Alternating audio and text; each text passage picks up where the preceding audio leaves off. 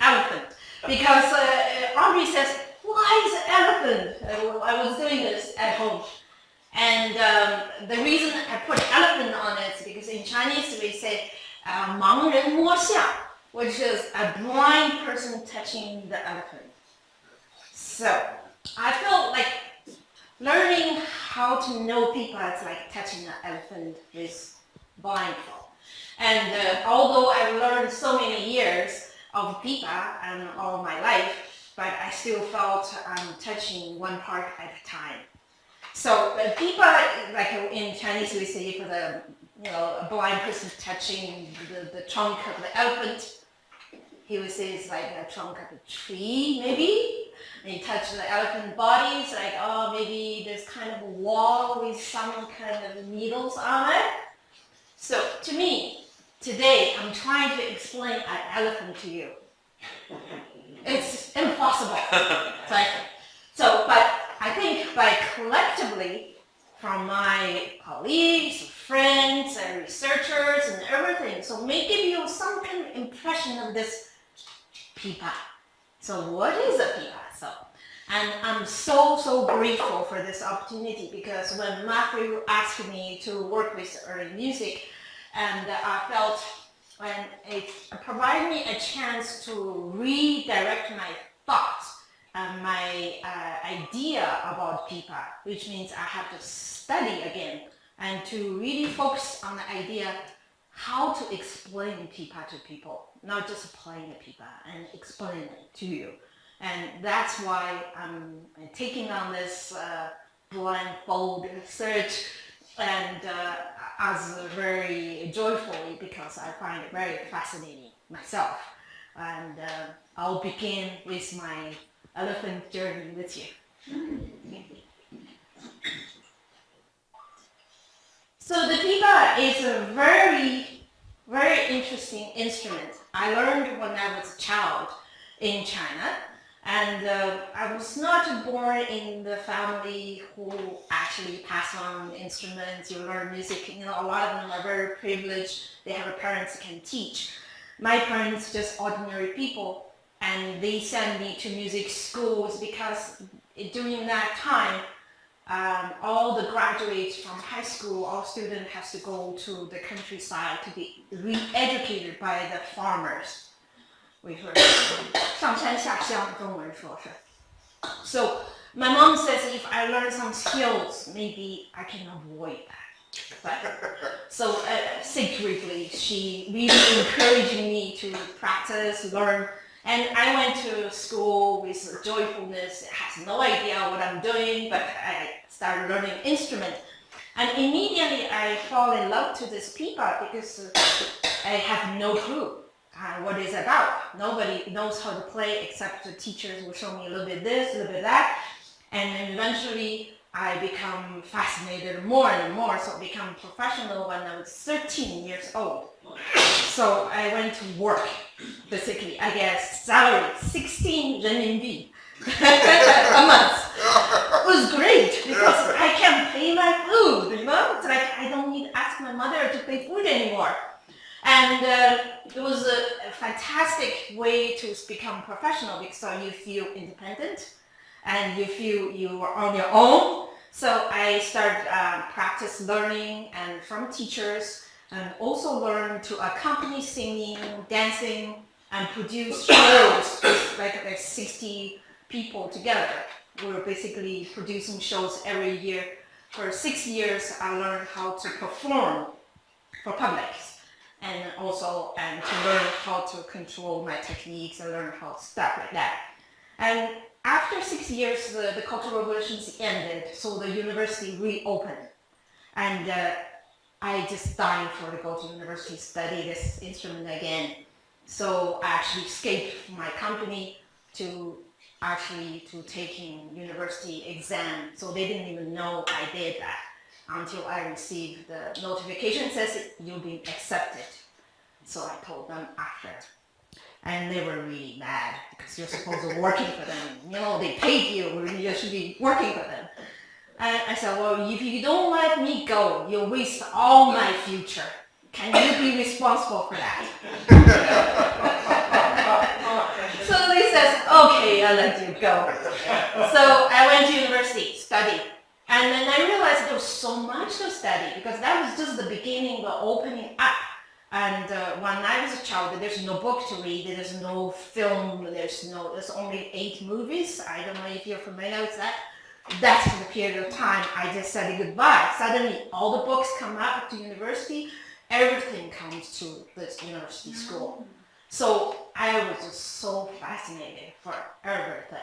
I don't take any break. I remember all my break is sitting in the studio, the practice studio, and everybody went home. I will read books from here to here and buy piles of stuff. And then for eating time, then I don't have to go out and sit there, read, eat, read, eat, read, eat. I realized that there's Shakespeare's, there's all sorts of classics from the European cultures, and it suddenly opened up. And after I graduated, so I become the university teacher in the same school. And this basically, I began to be teaching. And 1989, I left China to tour in North America, especially in Canada, all the folk festivals. And Winnipeg, Quebec, Vancouver, South Spring Island. And by then, I don't speak English, but I sort of remember the singing, the UBC.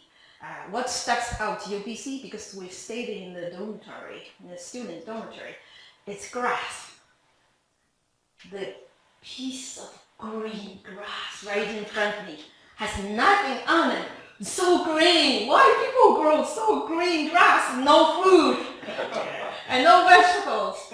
So, and it was so beautiful to me. I remember the sunlight with this yellow but green, so fresh looking.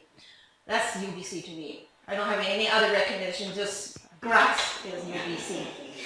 So after I stayed in Canada, which I decided after the arriving to Canada after the tour, I stayed in Canada. I didn't go back to China.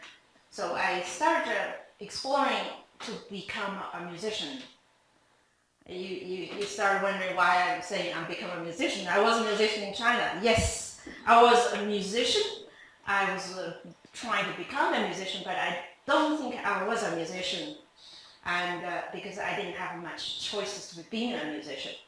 And so in Canada, I started beginning to learn how to do things that I want to do. What Pipa is meant to me. What's music-wise I want to make. So I started forming Road Music, JouTou, and working with intercultural orchestras, working with composers, with artists that all around the world. So basically, the last 30 years now, I learned how to play the pipa musically. Maybe before was technically, and now I know what is musically what I want to produce. So this is the nutshell for what I'm doing. So right now I'm on the page to explore where this pipa came from. What's the connection to the world? This pipa is to the other lutes. For the early music lute, you have a lute, you have a oud, you have all those, they all came from the same family. How does that work? What does it sound like? What if I bring the tongue dance pipa to this stage today, one day? And what does it sound like? So I started doing this research the last while, and hopefully in the future or soon we'll bring something that in that line. Today, I begin to introduce my instrument. So pipa is like this. Basically 4 strings, and this tuning A, D, E, A. It's very traditional, it can be traced back to Tang Dynasty.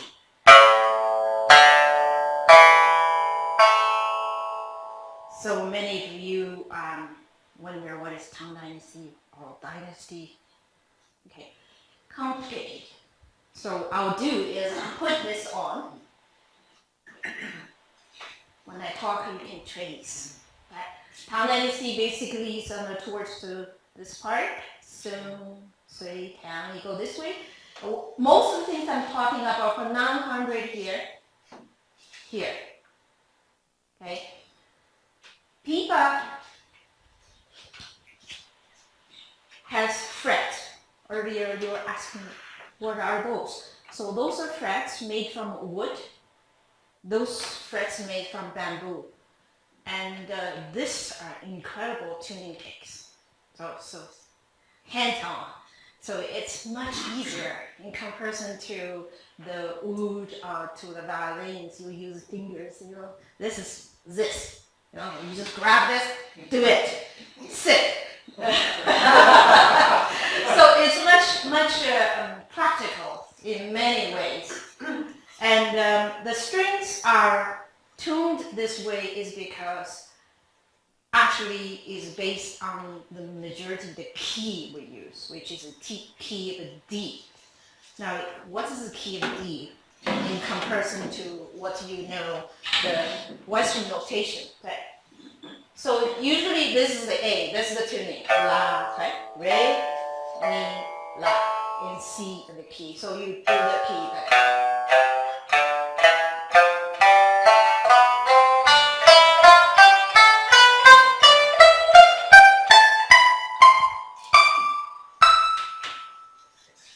In that key. But when you look at the pipa, this from this portion to this portion, this is one of the precision, and this is the precision, and then you go on. It's because based on the next key.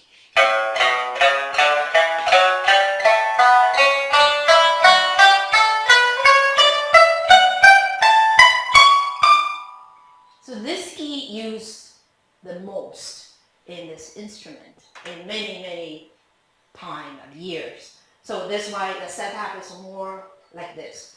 So the first position, you can see this frets are much wider. This one is smaller in this way, and this way.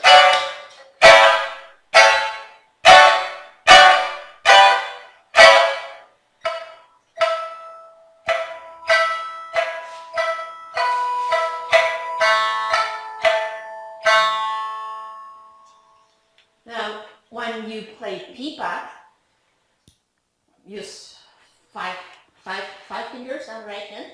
You look at it very closely. So there are 5 fingernails. This is newly invented around 20s because the pipa string, when you look at it, it's actually nylon wounded metal. It's much harder.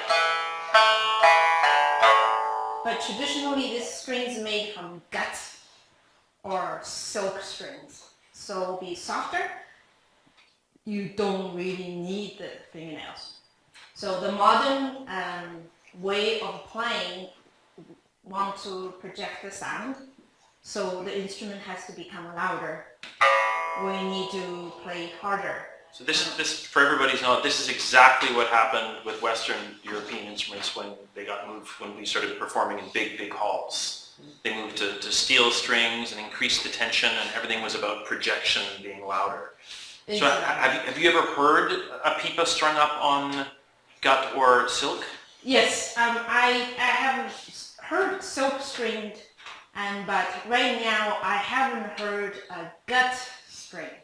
Because the gut string has to be tuned into an instrument that is suitable.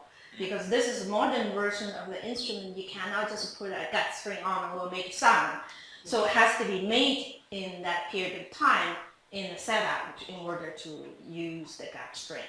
So, and then the repertoire will be totally different also when you play. Right? So that's why the fingernails was for. So they're plastics.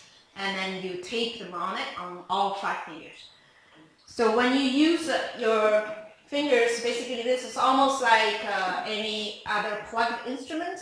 And the key technique is tan, tiao. Tan is this. Tiao is this. That's the basic. Comes from the way of the pipa used to be like this. with a pick. If you have a pick, you go down, right? And then you go up with a pick, and then become.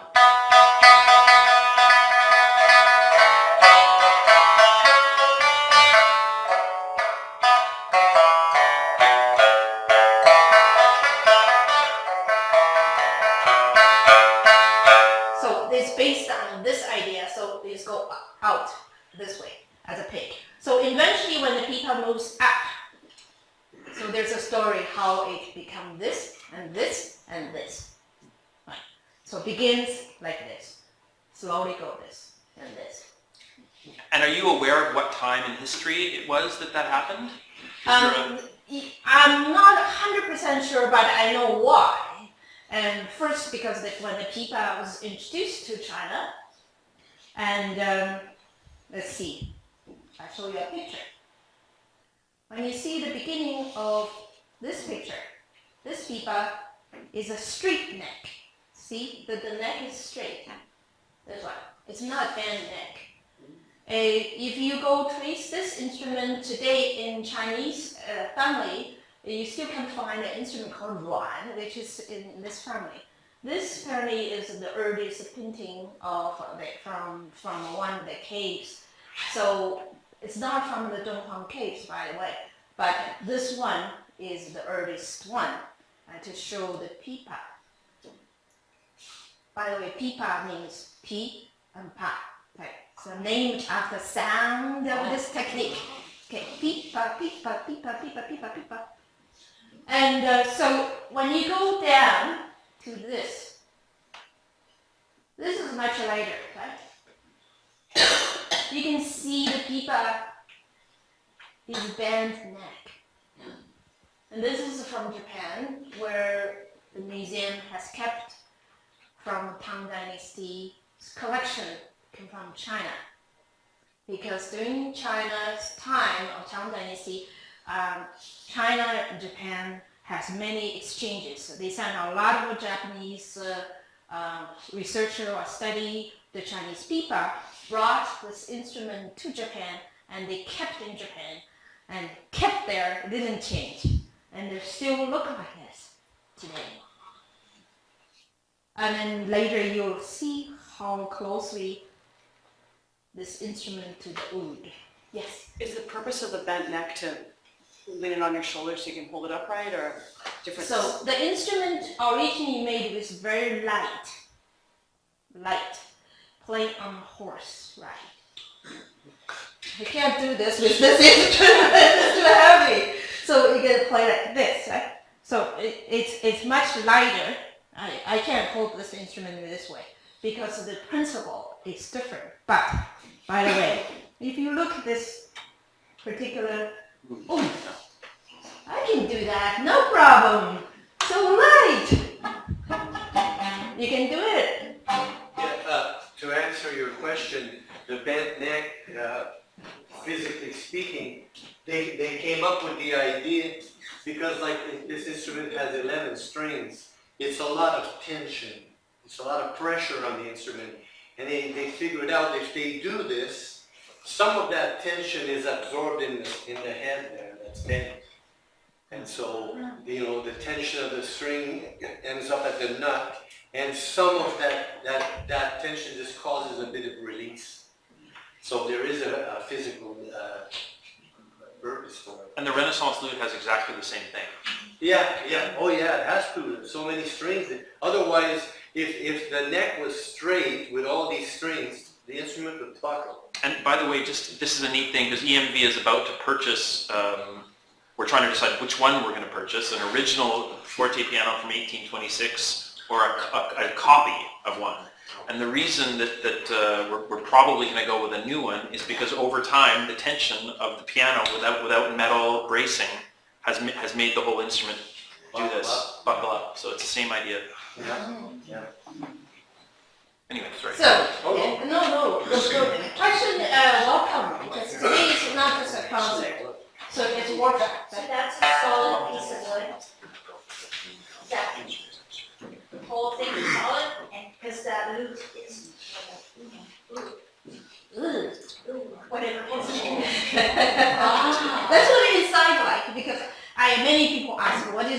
what's inside the pipa. That's what is inside. It's a solid piece of wood. You dig into it, and then you put another board on top. Right. There's a grill. Is that a grill? Grill. Oh, this is why I put a tape for a non-slippery thing. Is that a grill? No, that's not. Yeah. I put the Oh, for non-slippery. Yes. And so basically, the pipa is making is very different from the oud itself. Yeah, there's no hole in there either. Ah, you ask all those questions. There's a hole just behind this tiny bridge. This tiny little hole. But just to remind you, this is different setup in comparison to the oud or to the other pipa, because the other pipa you see earlier I showed you, the other pipas, for example, the one I just showed you, has holes, right? Has holes just like a oud, like a guitar sound hole. But this one don't. It came from the idea of not the tiny little holes, just tiny, so little. Also, it's not the same principle. So the sound rings That makes right, a different sound. yes, right in front of the board. So when you play, you hear the sound.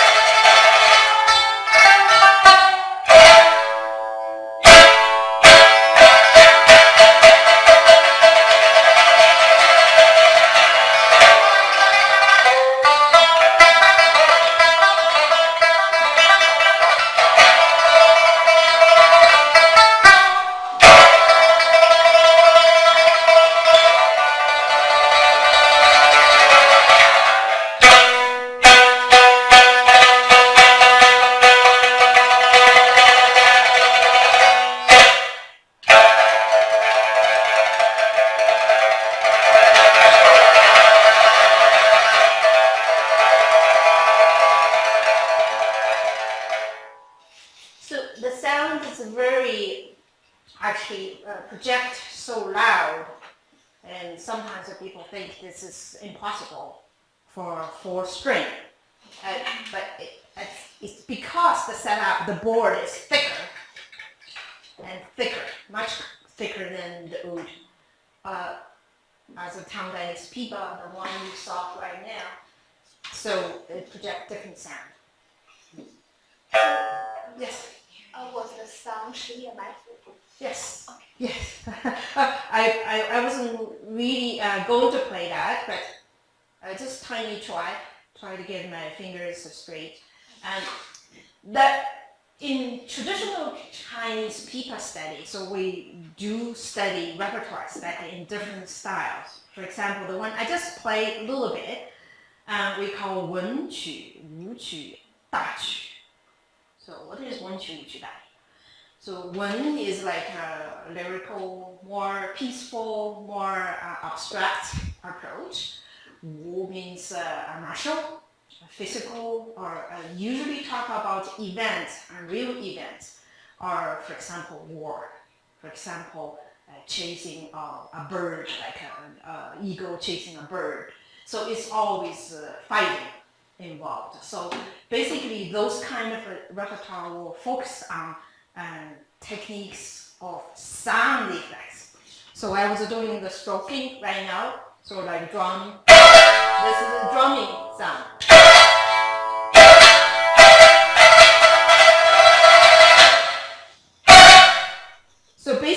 you using 4 fingers, and then you use the thumb to do the sound, and then all 4 fingers.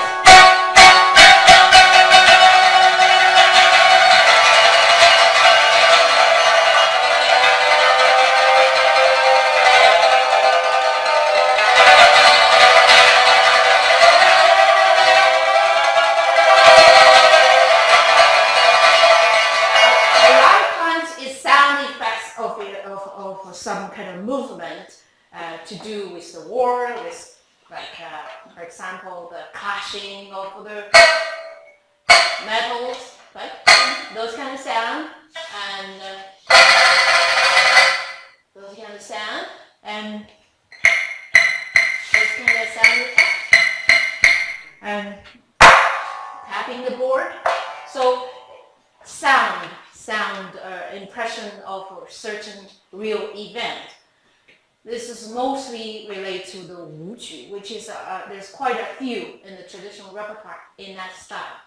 And the wenqu, which is another opposite. As you know, Chinese talk about yin and yang, so we always have something that in contrast, which is softer and peaceful, more into abstract stage of thinking. So most likely you will hear sounds that's, do you want to play the Shaanxi Shui? Sure. Okay. So let's see if you are a bird yourself in a winter, sitting right next to the pond, contemplating, and with time. So first you may be very,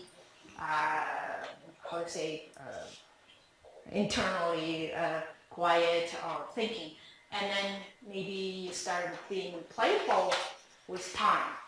So this is a term, and it's called a Shaanxi Shui, which is a lonely bird playing at the winter pond.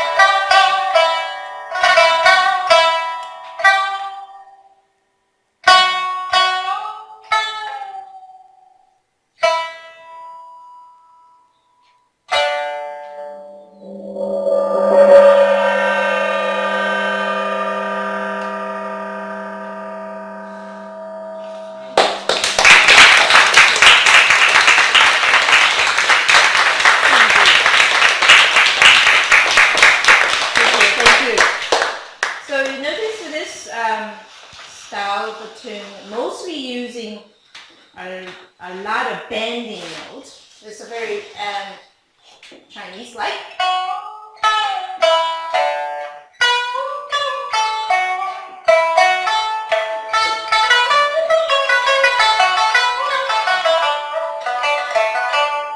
So it's basically that's why the frets are wide.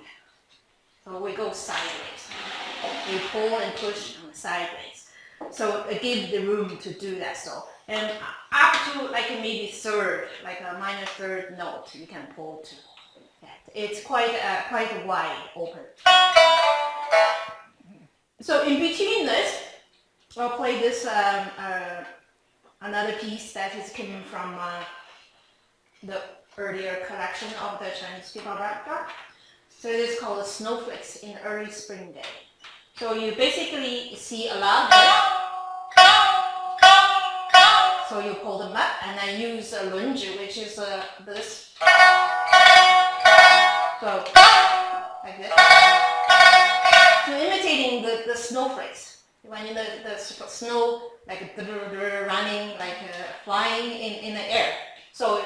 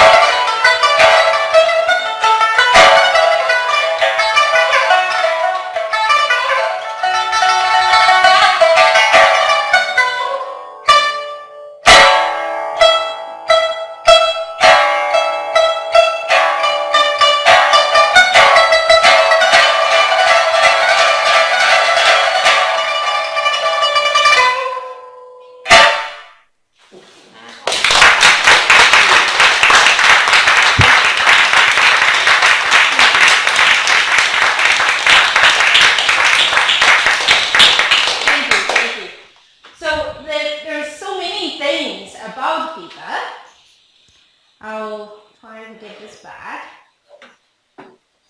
Oops. Okay. When you look at this bent neck pipa, which is from Tang Dynasty that you will relate to these pictures. Remember the early one with a straight pipa, straight neck pipa? On the left side is a 4 strings.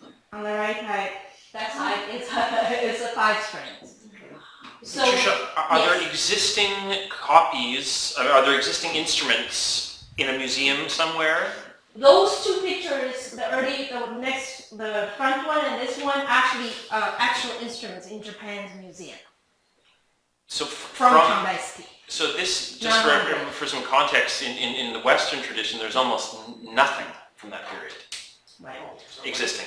Zero. So yeah, so the fascination for me is when I started doing this research, and I realized I need looking for the real instruments, right, to see who actually has this real instruments, and then I can learn and study from. And the first thing, of course, Papa is Japan, because Japan has documented so well with the pipa in the museum. They kept the pipa non-touched. It's like they make copies after to use, but they kept them from the Tang Dynasty. They didn't do anything, which is occasionally they take it out to show people. Recently, they opened a museum to show one of the pipa. So to the audience, to the public. But so it's amazing how now, of course, there's duplicates everywhere from Japan, from China. They're doing this, and then you will see this instrument later. I'll show you in one of the video links that you will see. And from this period, so we do have existing instruments Yes. which you can go and measure and study. Right. Are there also scores from that period? Yes. Musical scores? Yes. The music scores I trace back mostly from the Dunhuang caves. As you, when you walk in, I put on this earlier slide. The first slide I put on, this one. So this, it's basically talk about Dunhuang Qu Pu is the score of the music. So in Dunhuang caves, many of you probably know the Dunhuang caves, correct? Yes. Okay. So it's in this. If you get a chance, just Google when you get home. So in this case, there was 900 pictures related to pipa. 900. It's a lot of pipa being shown, but combined together, so sort out, it was a 50 kind of pipa. And just also for a little bit of context, the reason I'm asking about this too is that in the Western European tradition, people spent a lot of time when they couldn't find the actual instruments themselves, looking at paintings for as much information as they could glean from the paintings as possible. So I just think it's interesting that there's so much information there. And unfortunately, this score landed actually in France, right? In France. So what happened is this score, everybody tried to interpret it. Why? It's because the score is based on precision, the pipa precision, the fingering precision, but don't have rhythm. So then we end up many different kind of interpretations by scholars, by study, like independent studies, and by many forms. And one of the things, that's what I'm looking for, is in the future, when I go to China, I want to study from scholars who already has experience, and then has a theory how to interpret the score, right? So, and maybe there's a way for me to learn how to play on the Tang Dynasty pipa, which is the pipa you're going to be seeing maybe in the future. So this is the Tang Dynasty pipa we're talking about. The pipa on the left side is the Tang Dynasty pipa.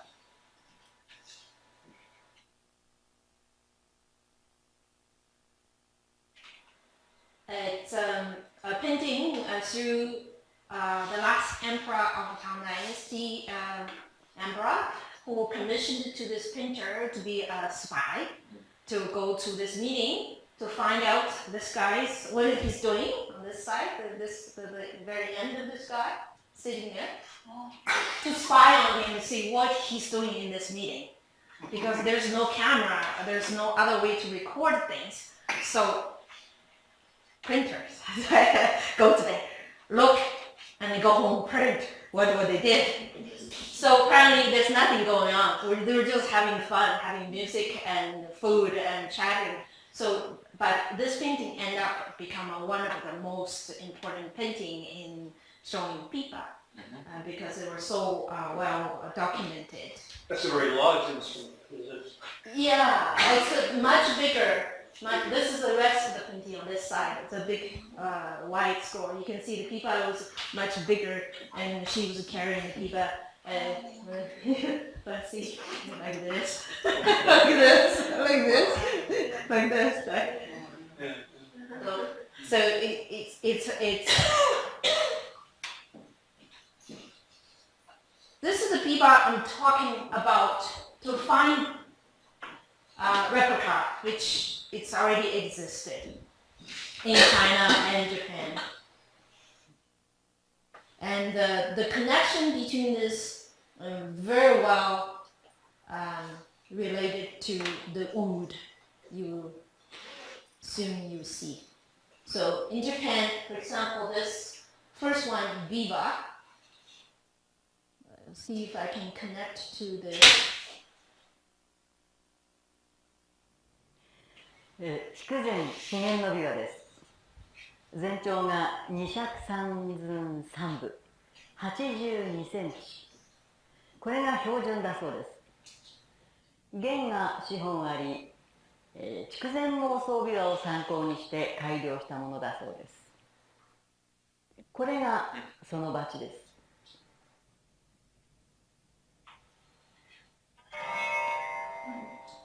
私が今演奏用に使っておりますのはこちら。筑前5弦のバチです。形、大きさが少しずつ違っております。資源琵琶、音を聞いていただきます。少しだけ。4度ですね。5度。4本貼ってありますが、細い方2本は2本で同じ、チューニングにして1本とになって演奏いたします。フレット、これは字、柱と書いて字、あるいはコマと呼んでおりますが5つあります。資源5中の筑前琵琶ということです。こちらが筑前の5弦です。5 strings. これは薩摩琵琶を参考にして改良を加えたものと聞いております。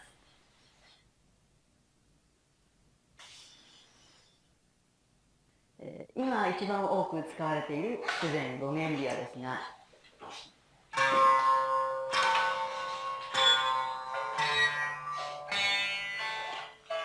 全部の音が少しずつ、音程が違っております。伝統的な語り物はほとんどこの楽器で演奏されております。けれど私どもが現代音楽まで演奏するということになりますと、一つだけ不協和音が出るのが、少しばかり気になりまして、資源琵琶に1本増やした形のチューニングで、少し改良を加えております。弦が5本、フレットが5つ、5弦5中の筑前琵琶です。Okay. I also got to 5 frets. Much less frets. Yes. Just in case you're curious, why is this instrument buzzing so badly? Some of you might think it's because of the pick that she's using.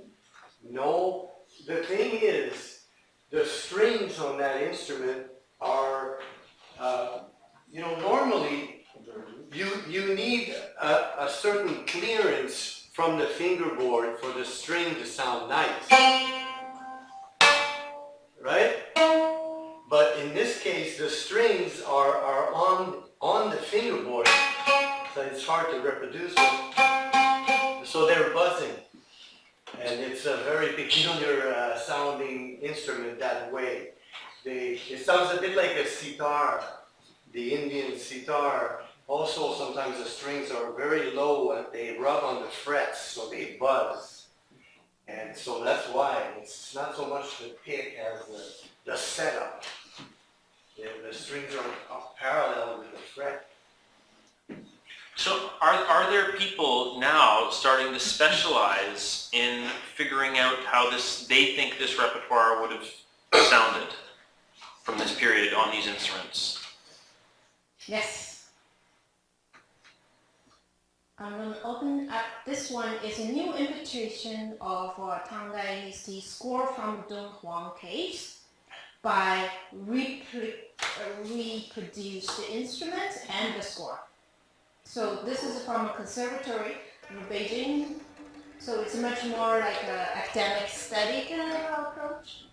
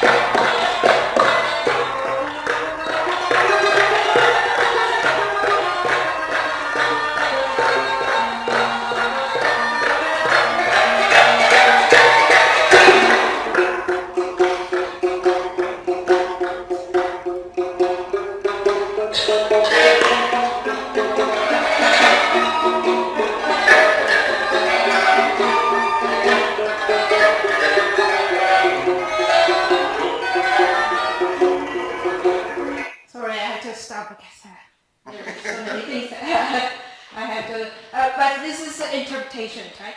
From the instrument you saw, actually all replica of traditional from Tang Dynasty, Pipa. One came from this particular one. Was that a traditional piece as well, or was that a modern Yes, piece? a traditional piece reinterpreted. Yes. So you see the pipa, this one on the bottom, this one was there. And also there's a 9-yin pipa, which is this older guy playing here, this one. And this pipa actually existed to South China until today. They're still using singing and performing storytelling. Use the same pipa, but play this way. So one of the girls played this pipa. And so these instruments have been sort of recreated as rigorously as possible based on the original instruments. This one actually is continued since Tang Dynasty. Never. I mean, so there's never been any change in the construction of it, no change in the... It does have change, especially frets. Right. Yeah, especially frets. When you look at A frets. few more frets. Yeah, so more Yeah, frets. those- Also the fingering probably will change because of the way they sing or the way they accompany. So of course, by the way, there's changing between plugs, the plectrums to the fingerings by period of time. So there's also that involved to changing repertoire. And the pipa start from this way, first pick, and then change into this way because of the fingering. We started using finger. We have to lift up the instrument in order to use the fingers. If you go like this way, it's very difficult to use fingers. So it's going this way. And also the pipa was mixed from the traditional early pipa. Remember the first pipa from the cave, so the straight neck pipa. It has many more frets to the oud, which is much less frets. And so the Chinese says, look, our music needs more notes. I need to add more frets. So the pipa has to go this way in order to play so many notes. Otherwise, it will be run out of room here, like this. So changing to this way, adding more frets, adding fingerings. So that's the evolution of the whole instrument. It's quite fascinating how it happened. Based on repertoire and based on music itself.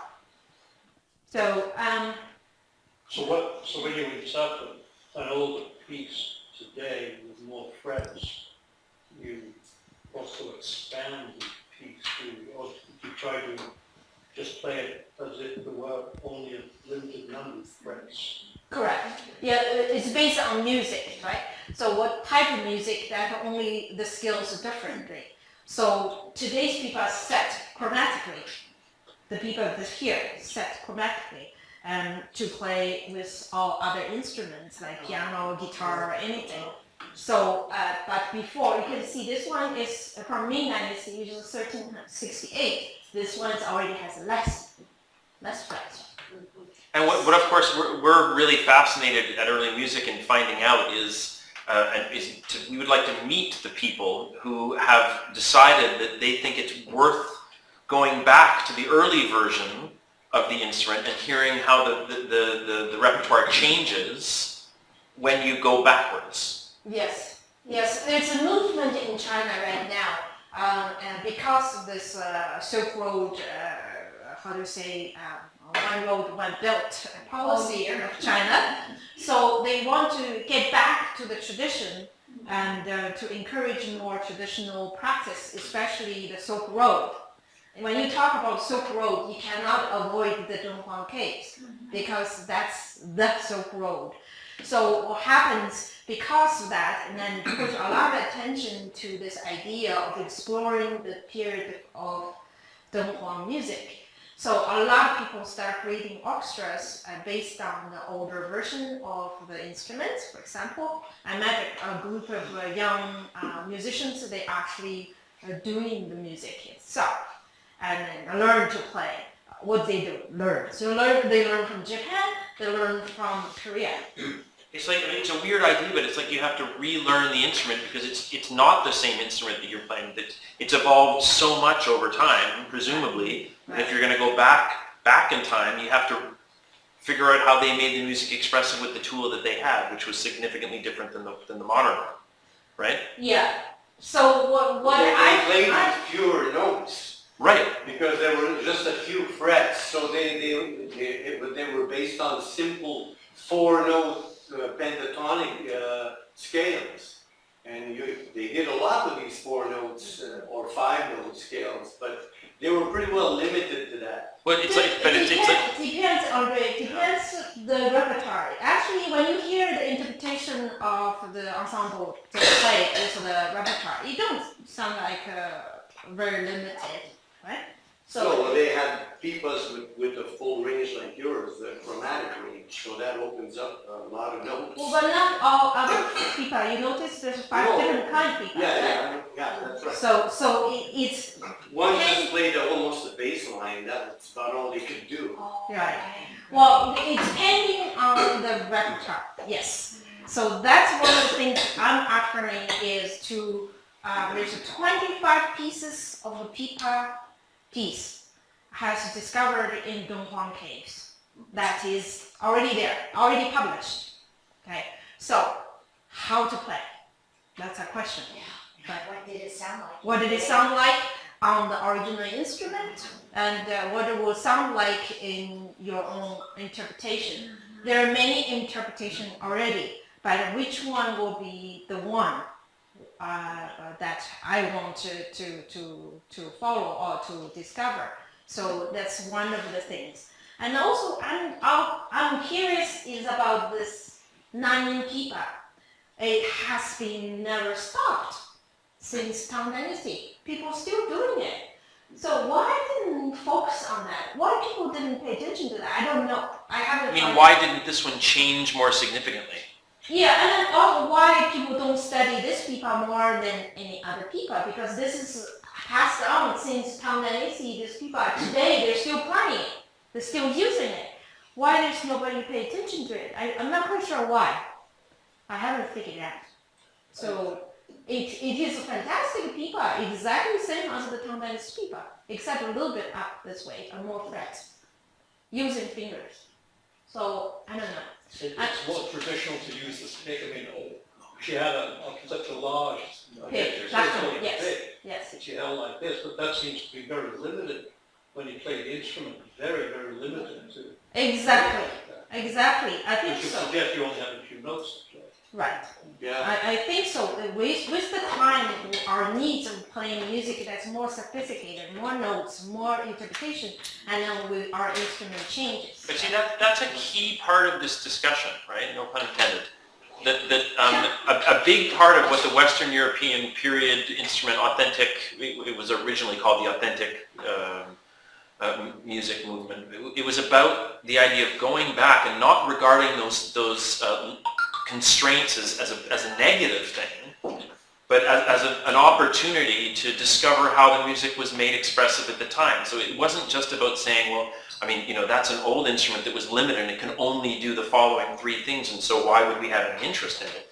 It was like, oh, well, actually, maybe they were finding a full range of expression within those constraints, and in investigating those instruments that way, there was a huge world of sounds and techniques that were discovered. Oh, yeah. And so it's We played with the Japanese woman that she showed mhm. in Edmonton about 10 years ago.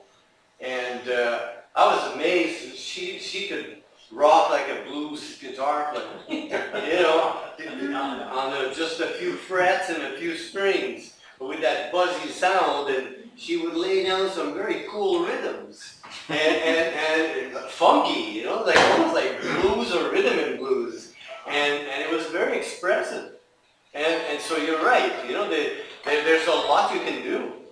You know, yeah, there's a lot you can do. That last piece with the whole group seemed to me like Spanish. Almost flamenco, you know? Yeah. Crossover.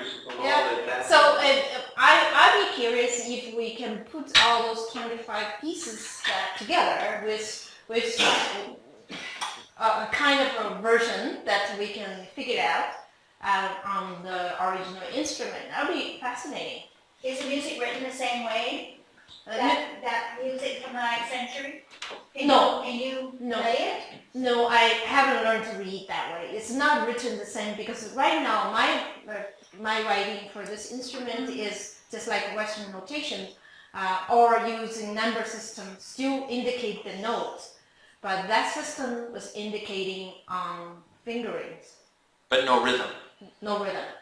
Like the top of the guitar. Yeah, it tells you first finger, first string, second string, first so it's a precision. Completely open. So it's open how to interpret it. So and then there's a couple of authorities in China interpret it, and so you have to decide which one you're going to follow, or you decide you do your own research. And I guess the instrument should tell you something about that too, right? Exactly. And that's really at the core of what the early music movement in the Western world is about saying, actually, when you go back to those instruments and you play Bach on a Baroque violin with the reduced pressure and the different bow and the gut strings, you will very quickly understand what Bach meant in the first place. Yeah, right. And that doesn't mean that you can't play it on a modern violin. That's not the point. It's like, it's an opportunity to learn something about the way that the composer conceived it in the first place. So it's not better or worse, it's just how. Mm-hmm. Yeah. So that's why I think I'm in the process to obtain a town that is Pipa, and somehow, and then to study how it works, like to play it, and then also to get the repertoire out with whatever possible way I can go study for it. So maybe I'll find out more information in the next while. Anyhow, so I need to wrap up this with Andre. Maybe we'll play one or two things just to give you the idea of the Pipa and the connections. This is very quickly. It's interesting because the Chinese went in one direction with those pentatonic modes. They were very limited. And meanwhile, the Persian musicians and the Arab musicians went in the opposite direction, much more complex and much more intellectual, because the oud has no frets. So you're not limited to play specific scales. You can play, for example, in Arabic music, just to give you an idea, they play a lot of quarter tone music. So in our case, we would go like, let's say this is C, you have D, E, F, so C, D, F.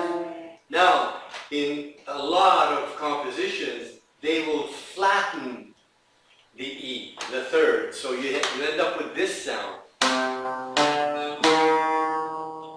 as opposed to, this is more melodious, right? As opposed to, this is almost like a minor chord, but the real minor would be here. And so they have this incredible system of quarter tones and very complex scales. So sometimes in one piece there's 10 scales being played with all kinds of different quarter tones. It's really sophisticated music, classical Arabic music. And it goes way back to Persia 2,000 years ago. And by the, in the 700s, there was a famous musician from Baghdad, Ziryab, who ended up in Spain, in Cordoba, and started a school there, Arab, because the Muslims had invaded that part of Spain. They were all there. And he had a school, and there's a whole way of playing what they call Arabo-Andalusian music.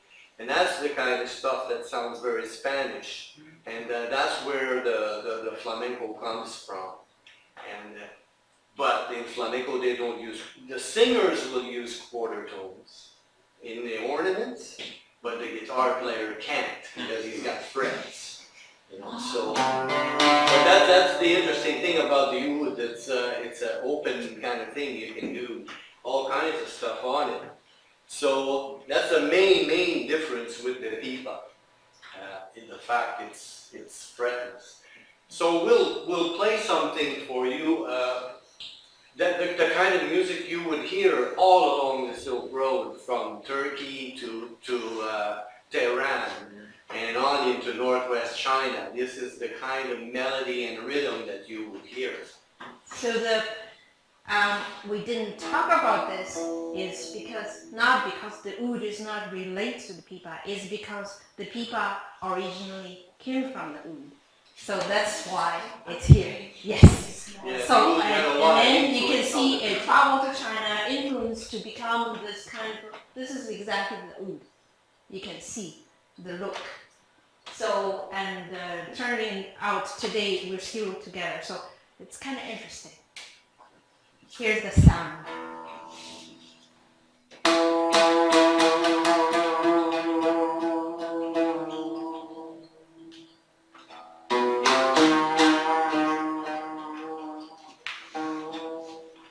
They use those quarter tone ornaments.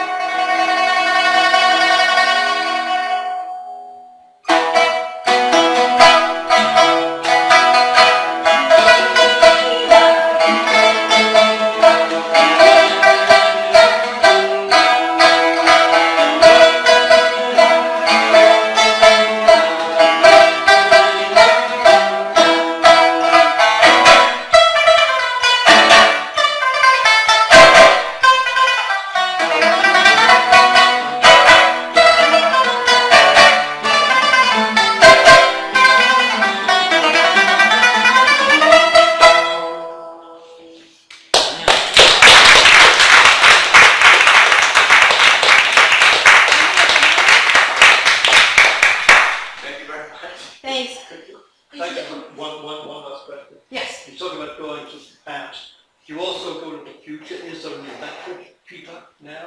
Yes. Yes. Okay. Electronic, also plastic pipa too. So you know those plastic ones, the see-through ones. Yes. Yes. Yes. So there's many form of pipa, and But still the same. same principle. But electric. Same principle. Okay. I want to play one more piece. Okay. I'm so eager to play this piece is because I learned this piece. This is it's not pipa repertoire. It's a guitar repertoire. Oh, and did you compose that last piece together? Yes, I composed She it. did, Yeah. yeah. Oh, So I had to ask Andre to pronounce his name. How do you see it? Oh, Gaspar Sanz. Canario. So it's just a guitar. Written on a Spanish Baroque guitar, which was like a little lute, like a oud a little bit. With double strings, forebears. So it's written 1670. So for guitars. So I thought this piece perfect for Pipa because the keys. So I use all the open strings for references over the play. So, and when you play this piece, it sounds like a guitar, but actually it's on a Pipa, and a fantastic piece.